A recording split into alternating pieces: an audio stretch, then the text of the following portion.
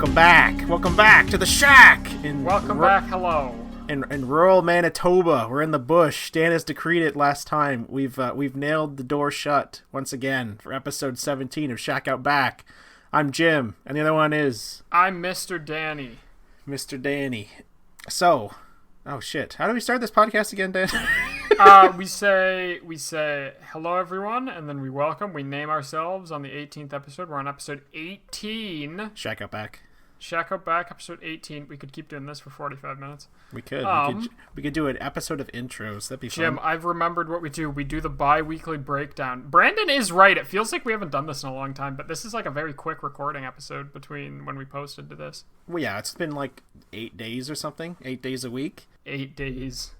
So you go first. What have you been doing for the bi-weekly breakdown there, Dan? Me go first. I'm fully certified at my new job. Whoopee, congratulations. Slow clap for Dan. Everyone clap. That means I ordered my shirts and shit today because I don't know why, but they don't give you a name tag at the start. I guess they want to make sure you actually stay through certification.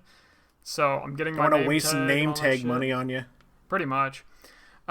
We had you people over. We had at our apartment with my girlfriend, me and her apartment, we had Jim of Shack Out Back Legacy, and we had Patrick, who has also been on here. Of Shack Out Back fame. Of Shack Out Back fame. And my God, it felt so fucking good to have people inside your house and warm bodies near you that you can speak to. We got in a big gerbil pile, and we had orgy. No, we played Clank. We played Clank. It's a really fun board game. We watched 2 bad movies. We watched Bloodshed, a little bit of Bloodshed, which was awful enough that we didn't even finish it, and that doesn't happen very often. It was just nothing was happening. It was boring, yeah. And then we watched They Live or something. They Nest. They Nest. They Live would have been much better. They Nest is a movie about like sentient cockroaches attacking people in Maine, and it's very bad too. It's not very bad. It just wasn't very good, but it wasn't horrendous. It was pretty fucking boring. So we talked over the whole thing. What else have I done? I almost killed a child in your apartment building. Oh yes, there was some little child who cornered Jim in the mini mart. He tried to attack me. Yeah.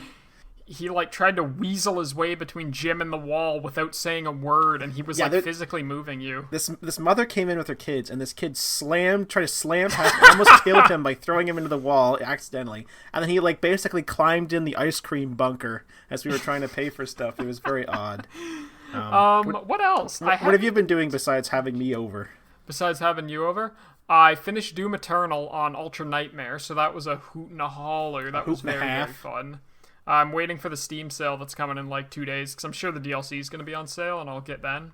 Anything else too much? I've been watching a lot of anime. Lots of stuff has been finishing. Yeah, and you're right. Demos. It's the Steam... What's it called? Next Fest? Or is it just called Game Fest? It's over now. It's over today. It was like the Steam Indie Festival where you could download all the demos and stuff. So I downloaded quite a few things. I downloaded Dread Templar and Sable and Toem and Bear and Breakfast and... Bear and Breakfast. What else did I fucking download? Anything else? Death Trash. Death Trash. Yes, you're right. Death Trash was amazing. On my wish list. I also played Death Trash, which is very good, and I played Dread Templar. Dread Templar, is that what it was? Yes, yeah, Dread Templar. Or Dread Paladin or something. Some shit like that. It was fun to play. It was a boomer shooter, but the sound mixing was pretty fucking bad. I did not like it, I'm going to be honest with you. I thought it was fun to play. The guns and stuff felt good, but the sound mixing was shit as hell. I watched the entirety of Father Ted the past 2 weeks. Or 10 days, I guess. And Father Ted is a show that came out in the 90s about a parochial house, and it makes fun of the church. It's very good. It's very popular with people in the UK and Ireland because they fucking hate the church now because church sucks. I watched the 2nd season of Love, Death, and Robots, which was very disappointing. I think there was maybe 2 really good episodes out of the 8, and the rest of them were okay to bad and boring.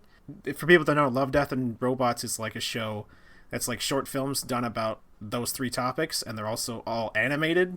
But some of the episodes of the first season are really fucking good, and I enjoyed a lot. Like the episode where... What was your favorite from the first season, Dan? From the first season, so if you give me 1 second, I'm going to look up. You keep talking, because I have one in mind, but there's shit that I've forgotten, and I know there's stuff I like more than what I'm thinking My favorite was the one where the 2 dudes are stranded in the desert, and then, the ghosts of million-year-old fish come out of the desert, yes. And the one guy, jumps into the air and gets eaten by a spectral megalodon. That one was really cool, but there's other ones, too. I was thinking that one before. Fish Night is what that's called. I think my favorite was probably Zima Blue. That one was really good too. Zima and I was Blue disappointed was cool. because the studio that did that, the episode they made for season 2 was my least favorite one. The one with the ice whales. That one fucking sucked. Oh really? I don't think it sucked, but it felt very different from a normal Love, Death, Robots. I also really liked from season 1 Suits. That's where that mechanical group of farmers in their big mech suits fights the aliens. Oh, that was fun, yeah. Because I love big robots. I also like Beyond the Aquila Rift. That's the one where the people wake up and they're in a billion light years away, and it's a billion years later. Yeah, that was cool. It has a song where it's like, living on the outside, or some shit like that, and I remember that song to this day. I also beat The Wolf Among Us in one day on the PS Vita. You ever play those Telltale games, Dan? Fuck no. I've played the Walking Dead Telltale game a little bit, and I said, I don't really enjoy this. It's not really my type of thing. I liked the first couple seasons of The Walking Dead. I thought they were pretty good. But The Wolf Among Us is really good. I beat it in a day. And to my mistake, I have the first, 8 issues of the Fables comics, the thing that The Wolf Among Us is based on. It's based off of a thing? Yeah, it's based off a comic series called Fables. And to its credit, it's a fun story and it has fun elements and stuff. But I really don't like where it goes near the end. I think it's a case of wasted potential. Yeah. And people are going to say, you write something better, but I didn't find it very satisfying. And then I spent 40 hours the last, 2 or 3 weeks beating a Nuzlocke, a Pokemon White 2. And I will say, I've played almost every Pokemon game. This is a nerdy thing. But Pokemon White 2 is probably the most well-balanced and probably the best thought out Pokemon game I've played, just because it doesn't require any sort of grinding. Yeah. It's just the way they ramp up stuff is very good. And it's also huge. It's a huge fucking game. But that's the one. Nuzlocke is when you Do you want me to explain to you? You catch them and then you die, you friggin' play the game. So people all over basically everyone's played fucking Pokemon, everyone under 30 basically. Yeah. So it's like a game where you catch little monsters and make them fight. Nuzlocking is you can only catch the first Pokemon you see in the route. That's what it is. So you don't have a choice of what you catch, and if they faint, and Pokemon's supposed to faint all the time when you're battling, they die and you can't use them again. So by the end, I was lucky. I only lost 3 Pokemon my whole time, but the one I lost at the end was level 55, and I was about to go beat the Elite Four, so I had to train up another Pokemon from level 10 to level 60.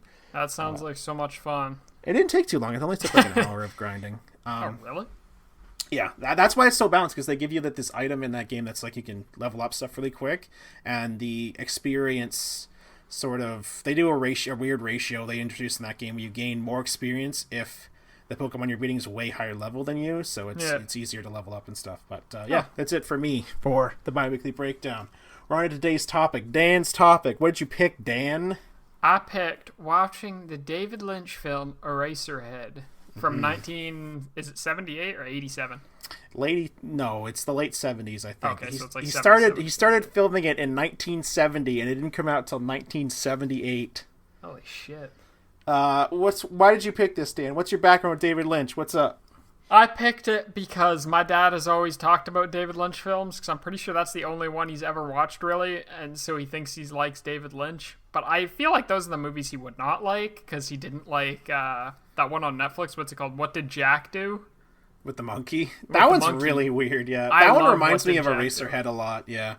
I also just wanted to watch it, and you guys are all cooler than me. You guys were always making fun of me because I haven't seen it.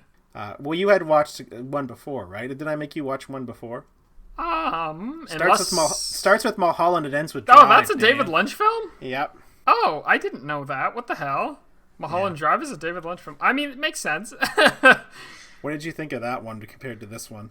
I feel like in Mulholland Drive, I can't remember a lot of the plot. Yeah, plot. I remember a lot of moments, and maybe that's just David Lynch's film style. Yeah, he wants you to feel something more than, remember things plot by plot point. Yeah, I remember in Mulholland Drive the little people dancing on the ground. I'm pretty sure that was in the opening. It was the little intro. No, that's at the end. Oh, is that at the end? Okay. Yeah.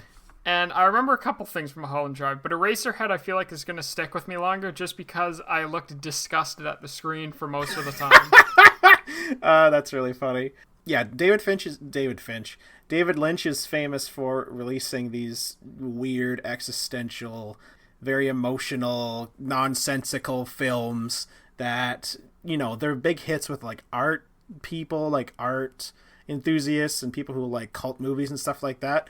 But I wouldn't call them mainstream at all. I think the only mainstream thing he sort of made, the most popular thing he made was Twin Peaks, the TV show. He made Twin Peaks? I'm learning so much about David Lynch. What the fuck? He made Twin Peaks and the resurgence of Twin Peaks and the Twin Peaks movie. That's a David Lynch movie, too. What the hell? I've not seen any of that because I'm waiting for me to move in with my friend for us to watch it together. But yeah, I have the entire thing on Blu-ray and I'm going to watch it. But yeah, I'm going to read you some other movies he's made. So he was like... Eraserhead was his first one. He took 6 years to make it and then released it in 1977. And based on that and based on how good it was in like film screenings and stuff, because people loved it. It was like a cult movie night thing. He made The Elephant Man, which was a big Hollywood movie. He made Dune. He made our friend Dylan's favorite movie, Dune, which I hate. I don't like that movie version of Dune. I'm learning a lot about David Lynch right now. What the fuck? I didn't know that he made all this stuff. He made Blue Velvet, which is probably his best movie. He made Wild at Heart, which is a movie with Nick Cage. He made the Twin Peaks movie. Lost Highway, which is probably his worst movie, but I enjoyed it. It's a movie with Patricia Arquette, and it's very nonsensical. It's on Netflix. The Straight Story, which is about a man on a lawnmower. I think it's Richard Farnsworth on a frickin' lawnmower. Not seen that one. But and then he made Mulholland Drive and Inland Empire. And Inland Empire is like a movie that was just filmed on like a camcorder. Like a little like 480p like DVD camera. And he released it into theater. That's very fucking interesting. He also made short films like, what was that Jack? What's that Jack movie called again? What would Jack do? What would Jack do? What did Jack do? Yeah, it's a movie where David Lynch interrogates a monkey with the voice of David Lynch. I fucking love that movie. God. It's very good. And he also did a short film called Rabbits, which got really popular too, and that's on YouTube. Have I sent you Rabbits before? Rabbits? No. It's literally 3 rabbits in a apartment. It's supposed to be a riff on like sitcoms from the 90s, and they just say things like, "We're going to die one day," and then 5 minutes of silence, someone says, "It's cold outside." And then near the end of the it's an hour long, nothing happens. Near the end of the movie, it's like the lights go out and it's red and things start jumping around and stuff. It's very fun. But yeah, he's known for that stuff. How did you want to approach Eraserhead? Because it's kind of a little bit inscrutable for people who aren't good with art movies. I was thinking about that yesterday watching it. I was like, holy fuck, I don't know how we're going to start talking about it. Because if you haven't seen it or know nothing about it, how would you even describe this? It's a movie about a new father who's feeling uncomfortable with his new role in life. That's how I describe the movie. It's like The Lighthouse. Lighthouse about 2 guys going insane. The Wolf House is about a girl getting a house with some pigs, and this movie's about a guy having a kid and going a little bit crazy. Yeah, a little bit crazy. So everything in this movie happens? Like, is there any theories that it's like... I think, I have my own theories. I think that reading about how he made the movie... Do you want to have some background on how this movie was made? Sure. Okay, so David Lynch was a painter, and he was invited to work to attend the American Film Institute, so he was there as a student, and this started as a student film. And he filmed it on the back lot of the American Film Institute, which is like this big mansion. It was housed in this big mansion.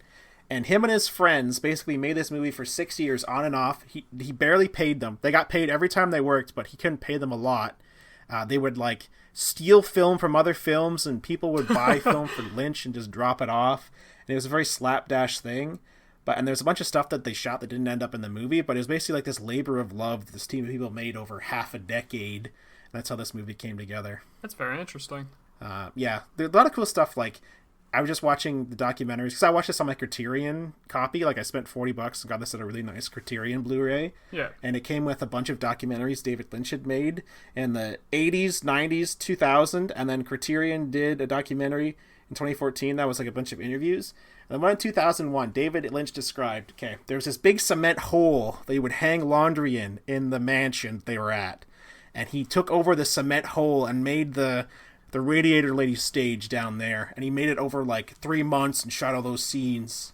Okay. everyone was learning how to do different things. Like people who never worked a camera before were learning how to be camera assistants. And David Lynch did all the sculptures for everything on set. And they bought all the props at Goodwill, and it was just all that stuff together. And he just left the sets up for years and years so they could shoot and reshoot and have things staged the way they wanted to be. It was a very cool experience of making a film from what I saw from the documentaries. But what stood out to you? What are some of the scenes that stood out to you, Dan? I liked anything where he was outside because it never said where it was taking place. No, like a city, obviously. But it felt very dystopian-esque, like there was been an apocalypse or something. Like, he walks everywhere in the film on, broken down, rickety train tracks. Henry, our main character. Henry, yes. And, crumbling ruins are all around him. But you can never see tall buildings. It's always just, blank cement walls as far as you can see. It's a very industrial setting, I'd say. It's very, very cool setting. Reminded me of the UK. Yeah, you ever see the UK from an airplane, an aerial view? It looks terrible. I'd vomit if I saw that. It's just patches of pasture, and that's the entirety of the UK. They've destroyed their fucking ecology in that country. It's terrible. But sorry if you live in the UK, get fucked. But yeah, what were some of the most disturbing things in this movie, Dan, to you? Okay, so I didn't like when they sat down at dinner. This is the scene, my dad has showed me this scene before, where they sit down at dinner and what's Henry's girlfriend's name? Does she have a name? I don't remember. I don't think it's that important. Either. But he's his girlfriend, he hasn't seen his girlfriend for a while. She invites him over to have dinner with her parents. And describe the scene, Dan. So from the second that he walks in, fuck me, I don't even know what happened. He sits down on the couch and the mother's grilling him, asking him questions. And then the daughter starts to choke or have a seizure or something. Yep. And the mother just slaps her on the back a couple times and then starts she's perfectly brushing her okay. hair. Yeah, starts brushing her hair, then she's okay. And then you meet her father, and her father's a fucking lunatic. Actually, he's the most sane person in the film. What am I saying? He's a lunatic, but he's okay. He's not doing anything overtly I put every pipe in this place. I saw it go from pasture to wasteland. Look at my knees. Look at my knees. He's screaming that he's a plumber and stuff. Well, while that scene's going on, you hear the suckling of dogs sucking at a dog's teeth the entire time. They have a bunch of abandoned dogs suckling at a dog's teeth, 12 puppies, and they're just in the middle of the living room floor. And there's the grandma who's in a catatonic state, making fucking salad or something in the other room. She's just has her hands on the salad tongs, unmoving. Yeah. But then they sit down and start to eat, and the dad's talking about how these are new birds that are genetically made. They're made by people. Man-made birds. Man-made birds. And he sits down and he asks Henry if he would like to cut them. And Henry's drenched in sweat. His face is fucking drenched. He's shaking and shit. He looks so uncomfortable. And he's just cut them like normal birds? Like normal birds, Henry. And he gets the knife, and it's just such a long shot of this little bird. It's roasted and everything, but the legs are spasming and jittering and gyrating so quickly, and then it starts to shoot out black bile out of the inside and bubble up. And across the table, the mother's going, it's just fucking freaking out. Seizing. She starts freaking out and just runs into the other room, and the dad goes, she'll be fine in a minute, just give her a sec. I think that David Lynch just had a kid when he started making this movie. Good God. And consequently, those scenes with those two actors, the mother and the father, were the first scenes they shot in 1970 or 1971. So those are the first things they got done.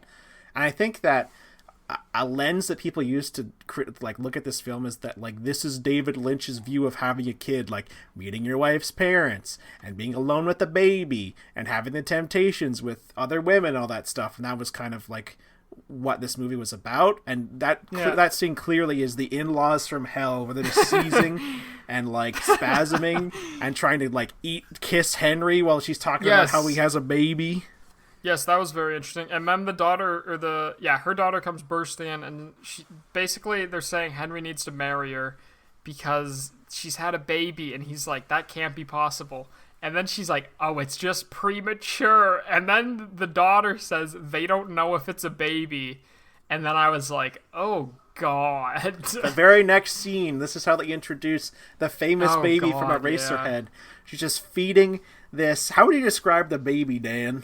It looks like the baby from, I guarantee it got inspiration from it. Like, PT took inspiration from Eraserhead. Oh, yeah. It looks exactly like the baby in the drawer in Eraserhead, or the baby in the sink. I think that one's a little more fetus-like. This one looks more like a frickin'... What were you saying before? Brandon said it was a lamb shank. It was a wrapped-up lamb shank with a little, like lizard dinosaur-y head with no scales. That's kind of what it looks like. Yeah, it's like a little, like, imagine like your perfect idyllic view of a baby wrapped up in a little blanket. It's like the most perverse perversion of that I've ever seen in my life. Yeah. I don't even know. Its neck is like a couple inches too long, and its head is like bulbous. Yeah, it doesn't look right. It's not a baby. You can very. How do you think they did those effects? Because he's never said how he made the baby. Like, how do you think they did that? Yeah. So it struck me as being a puppet. Because the neck is too small to fit a human arm up it. So I was thinking, because I actually was thinking about that. It's interesting you bring that up. Especially because it's very active. It's not a still prop. It's always moving, and it's looking around, and it's spitting up stuff, and its tongue's moving. I think it was a puppet from below that they probably operated with sticks, like long old puppeteer sticks. From above?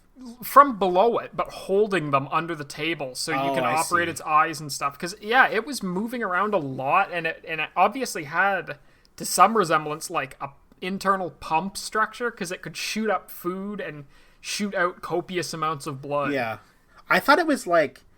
See, I always thought it was animatronics, and they got like some kind of like technician in to make it, but they didn't have any fucking money, so this is the mid-1970s, so they couldn't afford to make like animatronic baby, so I don't know how the fuck they made it.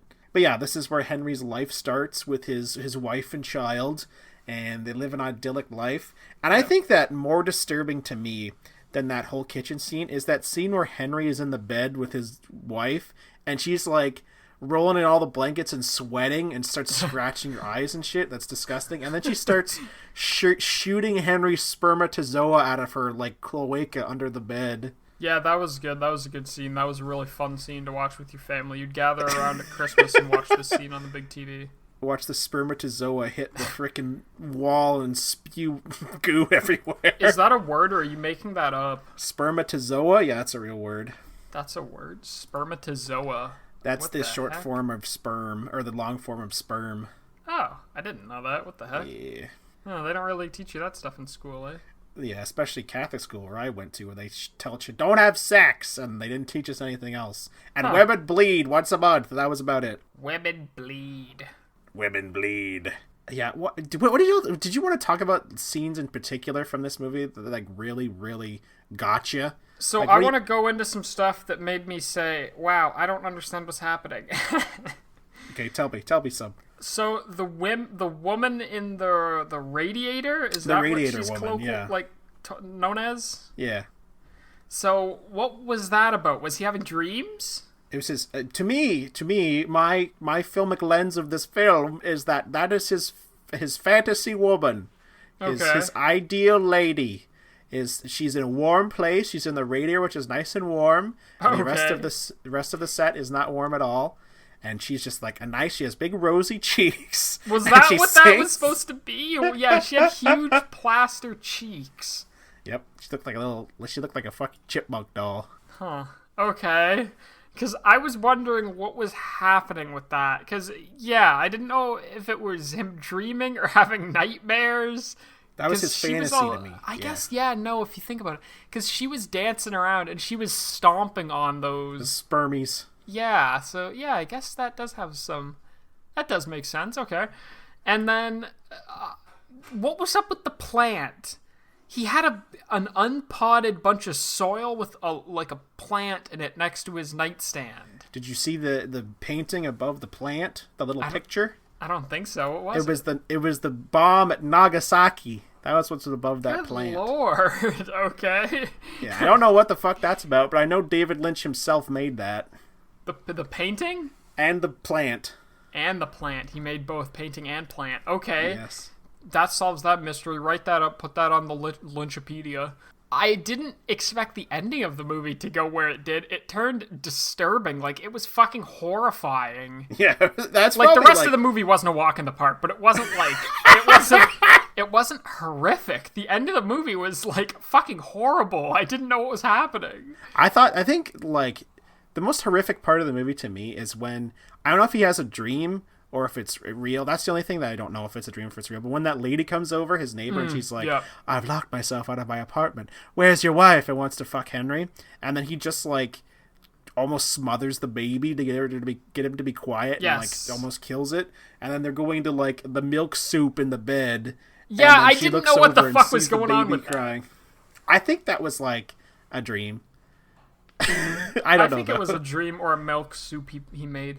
I was expecting the child to get smothered or killed a lot earlier because the mother was fucking freaking out at it. She was having like postpartum depression basically, and she was like, oh my god, it's crying all the time. But like, I don't know if that part was a dream, the part I just talked about, because later on when that lady takes a man home to her apartment, she like looks at Henry and only sees the baby. I think that's a commentary too, that once you have a baby, that's all people are going to see, is that you are a man who sired a child. Maybe that's it. I don't know. I was wondering, because I was watching this movie and I was like, this is fucking mental. And then I was like, is David Lynch a genius, or like, has he just gone on for so long that people are just continuing to allow him to make these types of movies? Like, what did Jack do? I was like, is it just gone on too long? People are just allowing him to make this. I think that David Lynch is a smart man, because... You think he's a smart lad? I mean, he tells the weather. David Lynch has a weather show every day where he tells you the weather in Los Angeles, where he says, it's sunny. It's a sunny day in Los Angeles. It's 85 degrees. I hope you have a good one. And that's him every day for the last 10 years. Everyone needs a routine. That's his routine. Every movie he's made... Some of them aren't good. Like, I don't think Lost Highway is very good, but they always elicit a very intense feeling from me. Like, it's very hard for me to watch a movie and get emotionally involved in it and have, like, an emotional response to what's going on in the film. And whenever I watch a David Lynch movie, that's what I always have. Because he's not focused on plot or character development. He's focused on, like, everything in the film. Character design, dialogue, and all that stuff, eliciting certain feelings and responses from the audience. Like, that's what his films are about. They're about you feeling something and discovering something on your own. That's how I interpret it anyway. But how do you feel about David Lynch as an art man? David Lynch reminds me of David Byrne, and I don't think it's because they have the same first name. They feel like they promote the same energy. I feel like David Byrne, the lead singer of Talking Heads, would also enjoy David Lynch films. Isn't he like a piece of shit? Isn't everyone David said that Byrne? Yeah, I think Alabama would say that he's just like a fucking cunt, basically. No!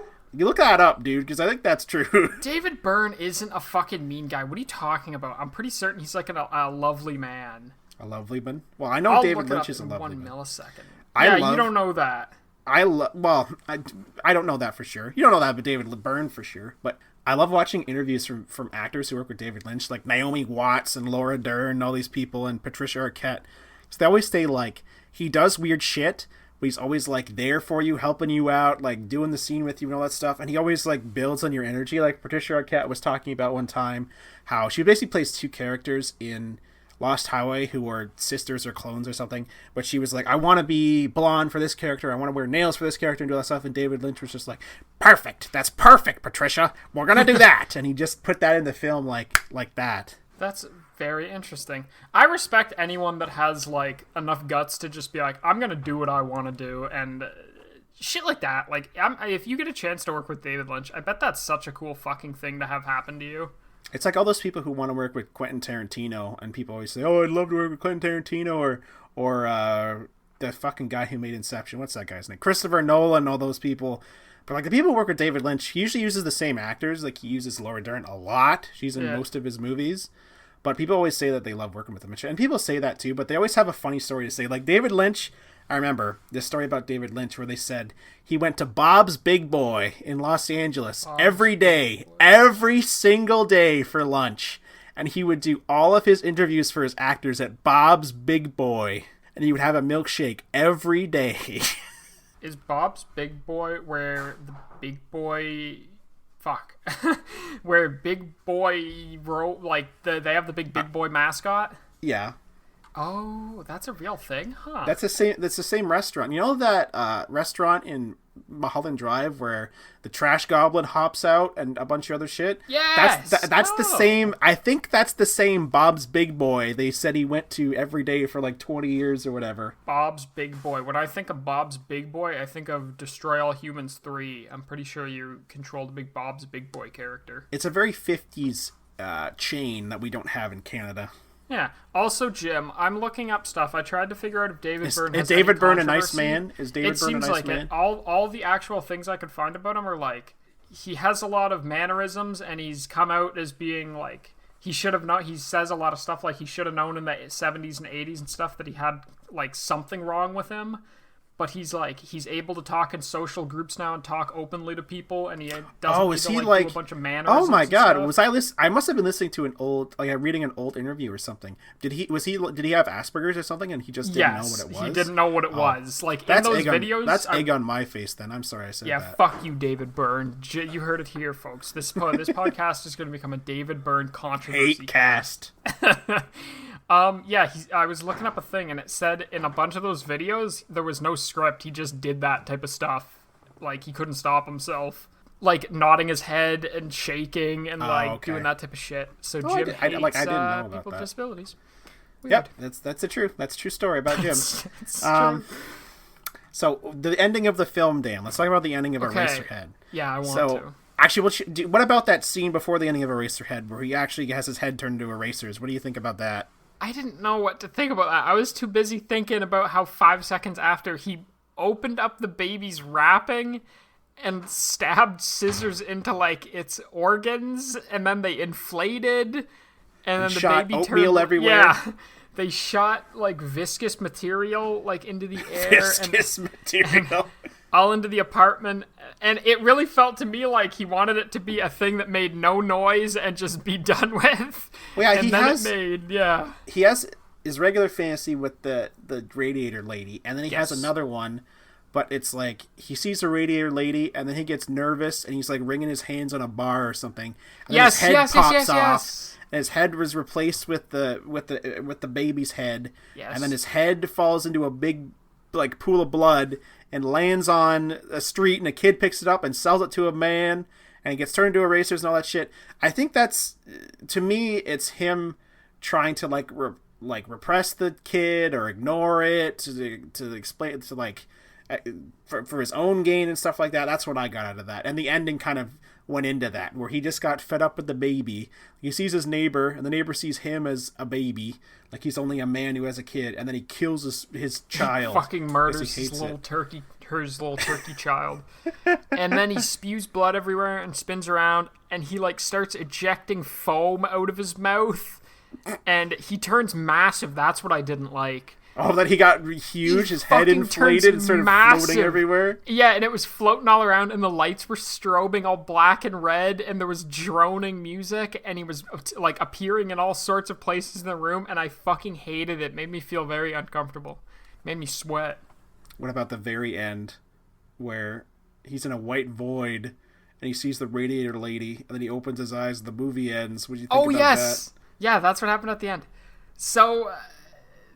did he kill himself? I don't know what happened. In heaven, everything is fine. That's another thing. That lady sings that song, In Heaven. And when I heard that song, I was like, holy fuck. I thought that song, people are going to think I'm stupid. I thought that song was like a 2015 song that would have been playing over the latest hot summer movie with like really? With like fucking the girl, like it reminded me of that movie with all the 4 girls, Spring Breakers. Is that what it's called? The Harmony Kareem film, Spring Breakers? I think so. But like, I thought that movie was like a summer song that is relatively new. I didn't realize it was like 50 or 60 years old. Where did you hear that song? I don't know. I'm sure I heard it before. It seems like it would be one of those songs that's in like an Amazon Prime new docu-series about Chernobyl, and it would be like having stuff about Chernobyl flash on the screen, and it would play that song over it for ambience. Heaven, everything is. It's a Jared good song. Harris is sweating and just like stuff's blowing up in the background.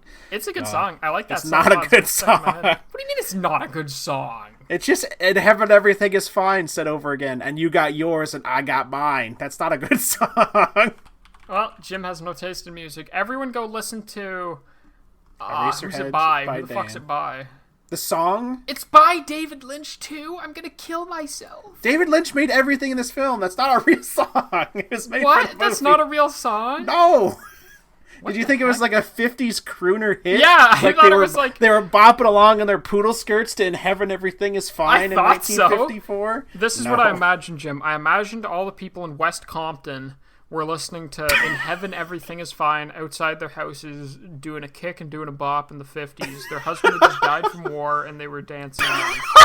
What the heck? Really? That's not a real song? This is changing my life. I swear to God, I thought that was a song. It's like a parody thing. It's like a parody song because the radiator lady has like a poodle skirt on and a little like bopped haircut. She looks like a 50s girl. She's like to me she's like an idyllic like American female. Jim wants a trad wife. Jim wants that. What's a trad? I don't know what a trad is. Is that like a female Chad? Is that what that is? Yeah, you want a trad wife. You want a woman who takes the like traditional role. You know, Jim's wants his wife to be making less than him. She will never wear pants. She'll always wear skirts. No, I want all women to wear pants. She'll make my roast beast. That's weird. I'm gonna be honest. That knowing that song isn't real makes me feel weird because like it has one of those songs that has a haunting melody. It reminds me of the voice in fucking The Wolf House where he goes Maria. It has that. It's like a haunting melody to it. I like it a lot. Heaven, what the heck? everything is fine.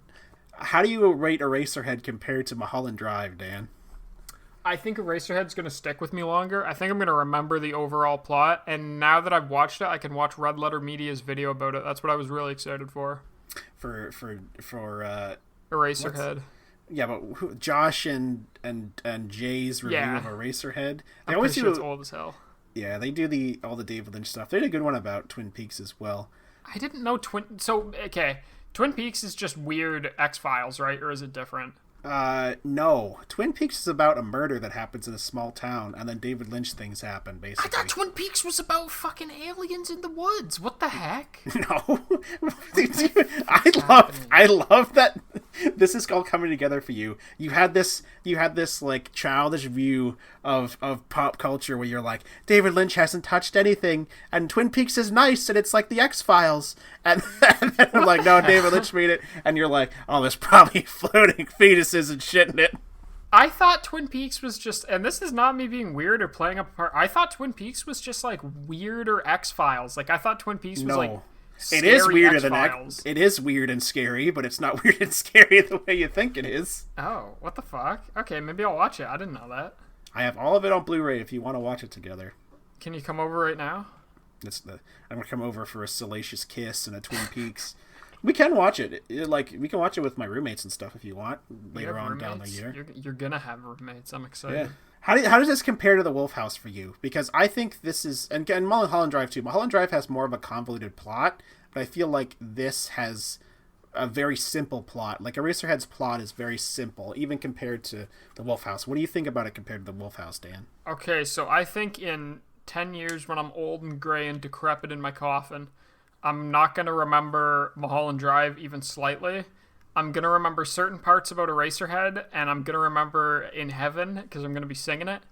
But as they throw you into the pit, you're going to be singing it. But I will remember The Wolf House because of that haunting voice clip of the dude saying Maria. I'm going to be thinking about that a lot in the future. And it's going to come up 50 years from now, and I'm going to be like, fuck me, what movie's that from? And I'm going to Google Maria movie, and I'm going to find it. You're going to go to my coffin and pick up the phone to my spirit, and you're going to talk to me and say, Jim, what was that movie we saw? And I'm going to be shrieking in hell. And between shrieks, I'm going to say, oh, that was The Wolf House, Dan! That'd be epic. Do you think this is the weirdest movie you've ever seen? Maybe. Probably. I think the Wolf House is weirder. I think the Lighthouse is so? weirder. Yeah, I think the Lighthouse is weirder than Eraserhead too. I should keep a letterbox because I keep a My Anime list, and I really like being able to look at what I've watched. Mm-hmm. I should really keep a letterbox because this is a pretty weird movie. Lighthouse was pretty weird, but I think it was more approachably weird. I would say the Lighthouse is a little less absolutely absurd. Yeah, there's still stuff you can, like, there's a mermaid, there's not a fucking like goat fetus baby, like there's stuff that you recognize as opposed to just weirdness and oatmeal spewing everywhere and a radiator lady. But yeah, I think that's true for most. Like, I don't think Eraserhead's the best David Lynch movie. I think Blue Velvet is. Have we watched Blue Velvet together? No, but there's an anime film called... That's Blue... We've seen that together. What the fuck's that called? You have it, don't you? They're not related at all? No. Damn. What the fuck is that movie called? Perfect Blue. Perfect Blue, you're right. Yeah, Jim, you love anime. Thanks for telling me. But Blue Velvet is more along those themes of life being disturbed and something like a seedy underbelly. Like, that's kind of what this movie's about. There's like a seedy underbelly of what's on the surface with those sperm babies and stuff, but Blue Velvet's a lot about that. Blue Velvet is like a total perversion and corruption of normal life. That's how I would describe it. And I think it comes together a bit more than Eraserhead. This is actually my first podcast host, Adrian. This is his favorite movie. Eraserhead is? Yeah, he's a hipster man. He likes this film. And I think that Eraserhead's one of the perfect like late night cult movies to watch. Just because it's... Can you imagine watching this in a big crowd of people who haven't seen it for the first time? I'd want to die. They'd walk out. Yeah, but imagine if they didn't walk out, Dan. In heaven. Imagine them screaming and crying and puking. Jim, I'm going to find like a house remix of In Heaven, Everything is Fine. I'll send it to you. You should make it. You'd make $1 million. I'd make a frickin' $1 billion. You should make a brand of like taking weird things and turning them into house music, Dan, and just not telling people where it's from and get real popular. What's your rating? Okay, we're giving Eraserhead a number score like all those bad reviews I hate on the doing internet that. We're giving it a number scored. What do you score it? Okay, what's the scale? 1 to 100. 1 to 100? You go first. What's your number rating scale? Give it a 50 being 50 being average. That's how we're doing it. 50 is an average. Okay. I give it a 81. I give it 100 because it's anything but average. That makes sense. Tim, what was your movie you thought about at 100? I thought about Frank with Michael Fassbender. Like a perfect movie? Yeah, I thought about Frank. That's a very good movie. I think that the go-to perfect movie is Children of Men. I think a lot of people say that is a perfect movie, and I wouldn't Jim, disagree you don't have to with that. cater to anyone. You can say, well, I don't know. WALL-E. You can say Toy Story 1. I don't know what a perfect movie would be, to be honest. I feel like when I... Avatar the Shyamalan movie or Avatar the James Cameron movie? The Blue People. Because I don't know, whenever I like a movie, and I think whenever you like a movie too, it's for something weird. Like, yeah. I like a weird film. So I don't think weird is perfect. I think Monster weird House is comes weird. Monster House is a fucking near perfect film. Do you know who wrote that? Do you know who wrote that? David Lynch? No, Dan Harmon wrote that, Dan. You're fucking me. I'm not fucking with you. All connected? This episode is Dan discovers the world via Jim. What the hell? Really? That was the first like Hollywood thing Dan Harmon did, was he wrote Monster House. What the fuck? I didn't know that. Any other movie trivia you want me to spew at you, Dan? I'm okay. Do you want to wrap up this episode of Shack Out Back? Let's wrap it up, Jim. Tell me what the fuck we're doing next The wind's blowing in. The wind's blowing in through the shuttered doors in our Manitoba outback creaking shack. The wood floor, the flames are licking the walls, the fire's almost dying. You know what I think I'm going to do? And this is to keep me and you accountable. And it's a not Jim thing, because I don't think Jim has chosen a video game since episode 1. Okay. So do you want to hear what it is, Dan? What's your guess? Are you going to say, we have to play through all of Final Fantasy 1 in hard mode, and then talk Final about Fantasy from 1988? No. It's Blood. Oh, fuck me. Me and you are going to play Blood. I'll reinstall it right now. I'm playing on Lightly Broiled, and I'm on map Broiled. 2. Lightly broiled. Okie dokie.